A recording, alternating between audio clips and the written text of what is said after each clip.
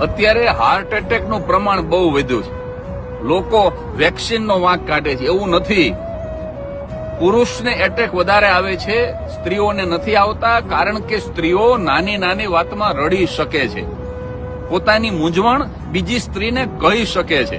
આપણે પુરુષો છે ને નથી કહી શકતા, નથી રડી શકતા, અને પછી અહમના પૂતળા ભાઈડા કોઈ દી રોતા હશે અને આમ મૂછ ઉપર આંકડા દેતા હોય.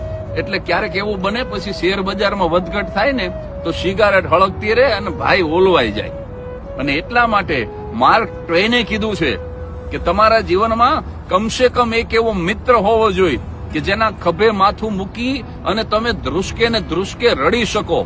ઉર્દુમાં એક શેર છે કે ગર દિલ ખોલ લિયા હોતા યારો કે સાથ, મિત્રના ખભે માથું મૂકી અને જો રોઈ લીધું હોત, અગર દિલ ખોલ લિયા હોતા યારો કે સાથ, તો ખોલવાના નહીં પડતા ઓજારો કે સાથ.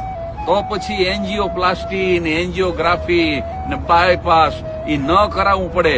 એન્જિયોગ્રાફી કરતા રહો, એન્જિયોગ્રાફી નહીં કરાવવી પડે. સારું માણસ લાગે, જે પોતાનું લાગે, એને તમારા દુઃખની વાત કહેતા રહો.